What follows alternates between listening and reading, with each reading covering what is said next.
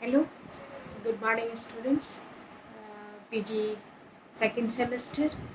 मैंने आप लोगों को काई स्क्वायर के बारे में पूरा दिखाया है और अब इस क्लास में हम पहले रिटन वर्क कर लेंगे, फिर उसके बाद से बोर्ड का इस्तेमाल करेंगे। ये मैंने पहले भी आपसे कहा था और अभी फिर कह रहे हैं। तो अभी आज हम लोग Mann Whitney U test, chi square भी नॉन पैरामीट्रिक स्टैटिस्टिक्स है और मान विटनी यू टेस्ट भी नॉन पैरामीट्रिक स्टैटिस्टिक्स है। मैं फ़ोटो खींच के भी इस पर डाल सकती हूँ, लेकिन मैं आपको समझाने अपनी भाषा में आपको बोल दूँ ताकि आप बार बार सुने और समझें। इसमें बीच बीच में समझाना भी होता रहता है और इसमें हमको लगता है आपका रिस्पांस तो कुछ नहीं आ रहा है। डिग्री पीजी सेमेस्टर 2 इस 100% साइलेंट, वो लोग कुछ भी नहीं बोल रहे हैं। क्या फीलिंग है उनकी, कैसा लग रहा है, ये सब बातें आपको बतानी चाहिए। चलिए हम मान विटनी यू टेस्ट लिखने जा रहे हैं।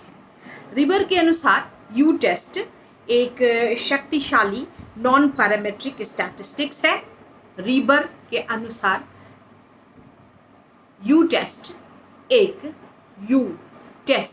एक शक्तिशाली नॉन पैरामेट्रिक स्टैटिस्टिक्स है जिसका प्रयोग प्रायः, देखिए काई स्क्वायर का भी टी टेस्ट में करते हैं और प्रायः टी टेस्ट के बदले में उस समय किया जाता है जब पैरामेट्रिक टेस्ट की मान्यताओं का पालन नहीं हो पाता है। अर्थात यू टेस्ट टी टेस्ट का अच्छा विकल्प है। फिर से एक बार सुन लीजिए कि रिबर ने क्या कहा। रिबर ने कहा कि यू टेस्ट एक non parametric, strong non parametric statistics है।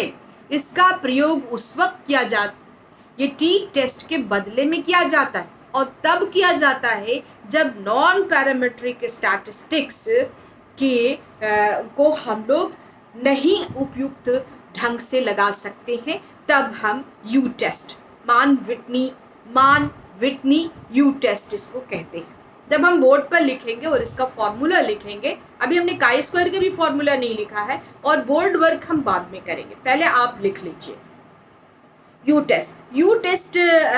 तो टी टेस्ट का अच्छा विकल्प है, ये रिवर ने कहा, but it is not parametric statistic, it is non parametric statistics. तो अब आइए यू टेस्ट के माध्यम से भी हम दो सैंपल्स के डिफरेंस के सिग्निफिकेंस की जांच करते हैं, परंतु यू टेस्ट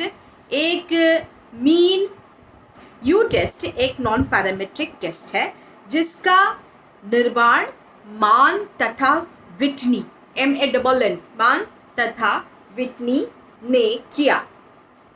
कब किया? 1947 ईस्वी में। बहुत छोटा सा क्वेश्चन है, इसको लिख लीजिए और इसको याद कर लीजिए। डाउनी एंड हीथ ने इसके प्रयोग के संबंध में कहा। Downey and Heath, DOWNEY, Downey and Heath ने इसके सब प्रयोग के संबंध में कहा कि स्वतंत्र रूप से किए गए सैंपल्स पर इसका प्रयोग होता है। स्वतंत्र रूप से जिन सैंपल्स को हम लेते हैं उसी पर इसका प्रयोग करना उचित माना जाता है और किया भी जाता है। इसके लिए सैंपल्स के आकार का बराबर होना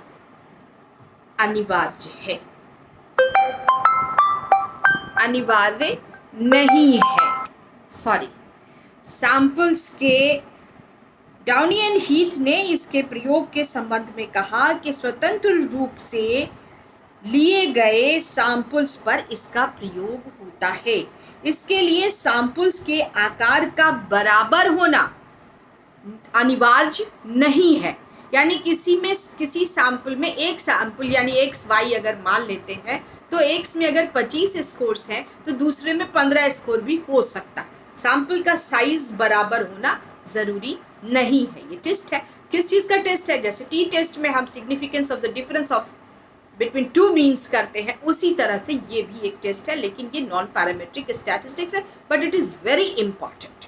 मान एंड विटनी इन दोनों ने कब किया था? 1947 ईस्वी में इस टेस्ट का निर्माण किया गया। यहाँ तक हो गई बात।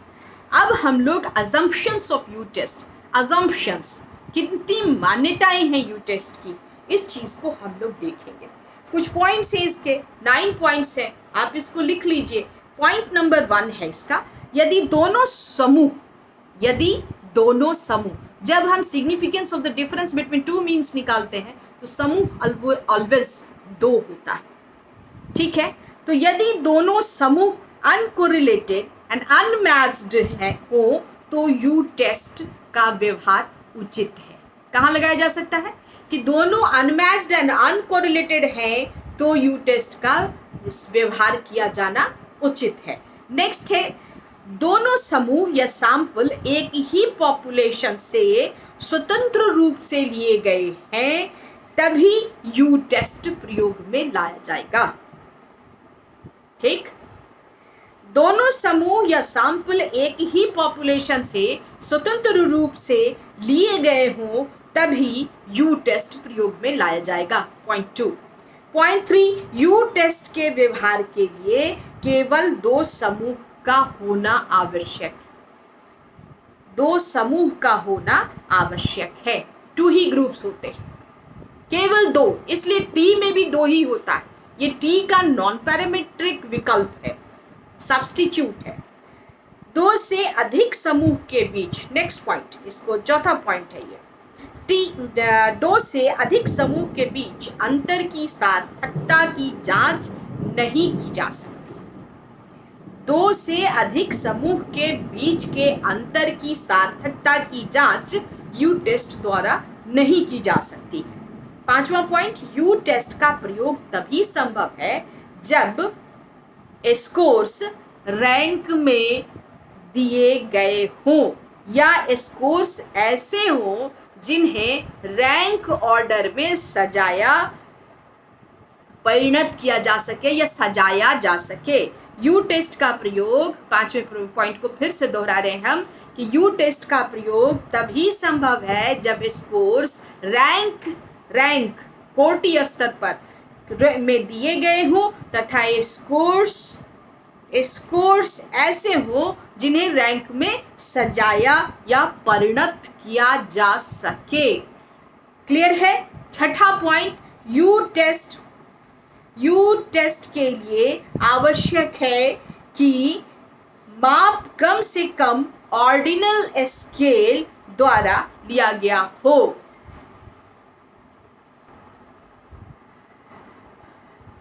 Sorry for the interruption.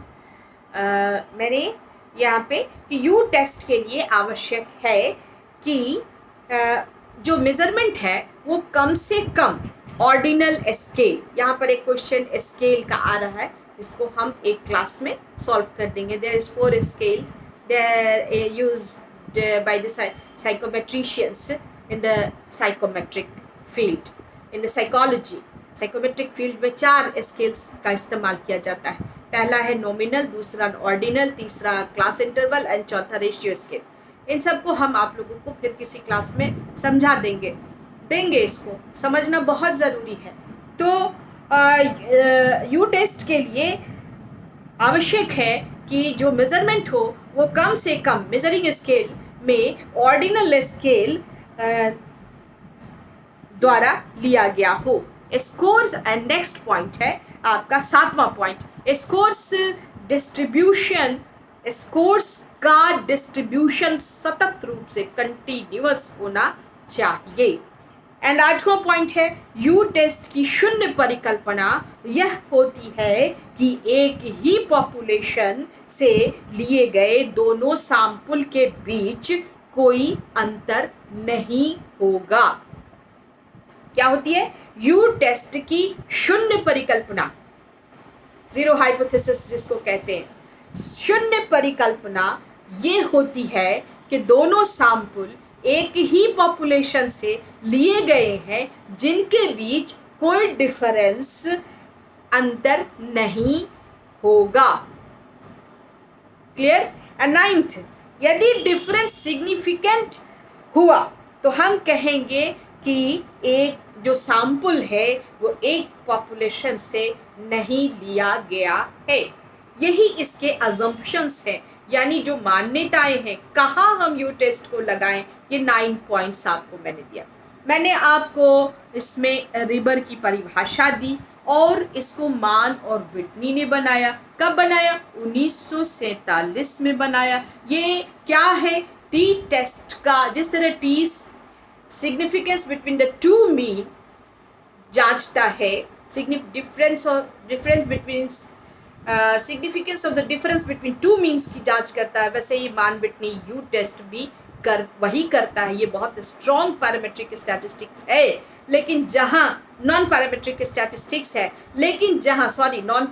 Statistics है, जहां पैरामेट्रिक स्टैटिस्टिक्स यानी टी हम नहीं लगा सकते हैं, वहीं हम यू टेस्ट लगाते हैं, वहीं हम यू टेस्ट का प्रयोग करते हैं। तो यू टेस्ट एक बहुत ही खूबसूरत टेस्ट है और इसमें जो इसकी मान्यताएं हैं, इसमें साइज ऑफ सैंपल के बराबर होने की ज़रूरत नहीं है। दूसरा ये है कि स्कोर्स को कंटिन्यूअस होना चाहिए। तीसरा है कि आपका जो डिफरेंस है, जो रैंक ऑर्डर में होना चाहिए, कम से कम ऑर्डिनल स्कोर में माप जो है इसका मेजरमेंट लिया जाना चाहिए। और ये माना जाता है कि दोनों जो स्कोर्स ग्रुप हैं वो एक ही पॉपुलेशन से लिए गए हैं। अगर इसमें कोई डिफरेंस प्राप्त होता है पॉपुलेशन से, अगर सिग्निफिकेंट डिफरेंस प्राप्त होता है, तो मान लिया जाना चाहिए कि दोनों जो समूह हैं सैंपल के, वो 2 पॉपुलेशन से लिए गए हैं, एक से नहीं लिए गए। तो मैंने लगभग आपको ये सब चीज़ों को, ये 9 पॉइंट्स हैं। इधर आपके सारे जो शुरू में मैंने बताया, मान विटनी यू टेस्ट है, 1947 में रिबर ने इसको बहुत सपोर्ट किया। ये नॉन पैरामेट्रिक स्टैटिस्टिक्स है। तो इससे आपको क्विज क्वेश्चन बना के कल इस पर डालना पड़ेगा, ये टास्क है। अगर इसके आप नहीं डालेंगी तो इसके आगे मैं आपका क्लास कंटिन्यू नहीं करूँगी, क्योंकि कोई भी फीडबैक आपकी तरफ से, आपके ग्रुप की तरफ से नहीं आ रहा है। जबकि जो यूजी के स्टूडेंट्स हैं उनका फीडबैक आ रहा है, उनको समझ में भी आ रहा है, उनको सारी बातें बहुत क्लियर हो रही हैं उनकी। आपकी समझ में क्यों नहीं आ रहा है? मेरी समझ में ये बात नहीं आ रही है। That's all and now